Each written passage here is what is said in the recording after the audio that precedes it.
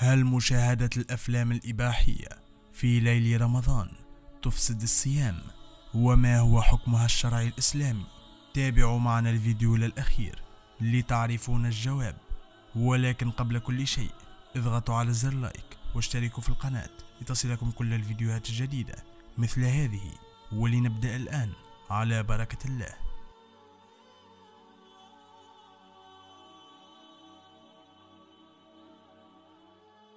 شرع الله صيام رمضان لتتهذب النفوس وتتقي الله عز وجل، كما قال سبحانه: يا أيها الذين آمنوا كتب عليكم الصيام كما كتب على الذين من قبلكم لعلكم تتقون.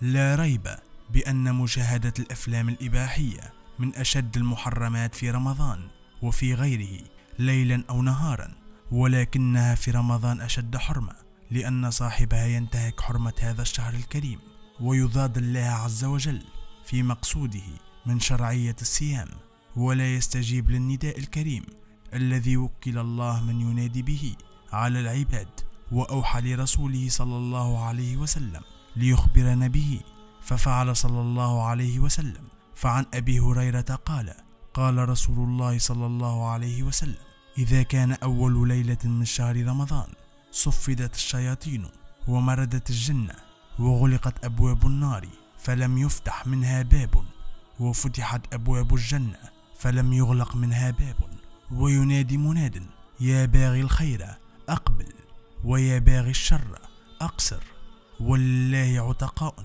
من النار، وذلك كل ليلة. رواه أحمد والترمذي والنسائي وابن ماجه، وصححه ابن خزيمة ثم الألباني.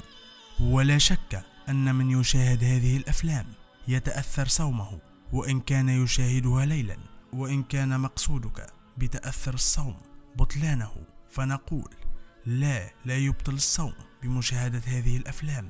وأما أن كان سؤالك هل تؤثر هذه الأفلام في الصيام بنقص أجره، فنقول لك: ليس المقصود من الصيام هو الجوع والعطش، ثم يأتي الليل فيسرح ويمرح الصائم كيفما شاء دون رقيب.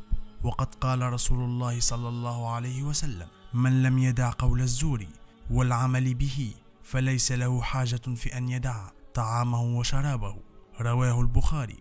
قال ابن حجر في فتح الباري: قال البيضاوي: ليس المقصود من شرعية الصوم نفس الجوع والعطش، بل ما يتبعه من كسر الشهوات وتطويع النفس الأمارة للنفس المطمئنة، فإذا لم يحصل ذلك لا ينظر الله إليه نظر القبول. وهذه الأفلام الإباحية حتى وإن لم تؤثر تأثيرا مباشرا في الصوم، فإن فيها من الذنوب الكبيرة ما سيأتي في ميزان العبد، فيحبط في مقابلها الكثير من الحسنات إن لم يتب صاحبها منها.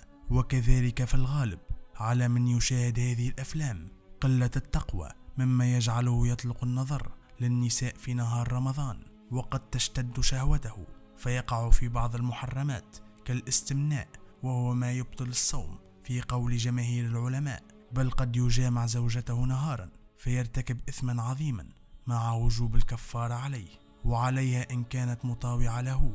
وهكذا فمن شؤم المعصية أنها تجر إلى معصية أخرى، كما قال ابن القيم في كتابه الداء والدواء في بيان عقوبات المعاصي، ومنها أن المعاصي تزرع أمثالها وتولد بعضها بعضا حتى يعز على العبد مفارقتها والخروج منها، كما قال بعض السلف: إن من عقوبة السيئة السيئة بعدها، وأن من ثواب الحسنة الحسنة بعدها. ولا يزال يألف المعاصي ويحبها ويؤثرها حتى يرسل الله إليه الشياطين فتأزه إليها أزا. انتهى.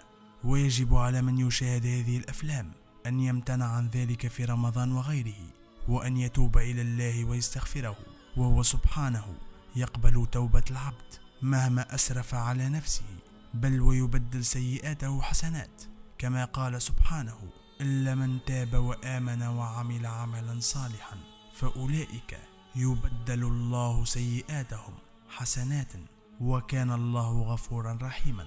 ومن تاب وعمل صالحا فإنه يتوب إلى الله متابا.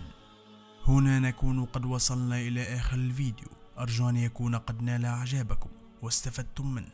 اضغطوا على زر لايك واشتركوا في القناة لتصلكم كل الفيديوهات الجديدة مثل هذه، وتابعوا فيديوهاتنا السابقة. والسلام عليكم ورحمة الله وبركاته.